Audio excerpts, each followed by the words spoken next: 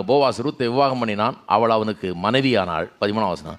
அவன் அவளிடத்தில் பிரவேசித்த போது அவள் கற்பந்தரித்து ஒரு ஆண் பிள்ளையை பெற கர்த்தர் அனுகிரகம் பண்ணினார். இந்த ஒரு பிள்ளையை பெற கர்த்தர் அனுகிரகம் பண்ணினார்ன்றது வேதத்தில் இந்த ஒரு இடத்துல தான் அந்த மாதிரி ஒரு இடியம் எக்ஸ்பிரஷன் பயன்படுத்தப்பட்டிருக்கிறதுங்கிறது வேத வல்லுநர்கள் சொல்கிறாங்க. பிள்ளை பெறுறதை பற்றி, கற்பத்தின் கனி ஆசீர்வதிக்கப்படுறதை பற்றிலாம் நிறைய இடத்துல வருது. ஆனால் பிள்ளை பெற கர்த்தர் அனுகிரகம் பண்ணினார்ன்றது இப்படி எங்கேயுமே சொல்லப்படல. இந்த ஒரு இடத்துல தான் இப்படி ஒரு எக்ஸ்பிரஷனை பயன்படுத்தியிருக்கிறாங்கன்றார். அப்போ பிள்ளை சும்மா தானாக பிறந்துடல. பிள்ளை கர்த்தருடைய கிருபையினால் பிறந்தது. ஒரு காரியத்தை மனசில் வைக்கணும். இவ ஏற்கனவே 10 வருஷம் நவமியுடைய மகனை கல்யாணம் பண்ணி மோவாபில் வாழ்ந்தவள். 10 வருஷம் ஆச்சு கல்யாணம் பண்ணி, குழந்தை பிறக்கலை. குழந்தை பிறகுறதுல ஏதோ பிரச்சனை இருந்திருக்கும் போல் இருக்குது. இப்போது கடவுளுடைய சட்டைகளுக்கு கீழே வந்துட்டா.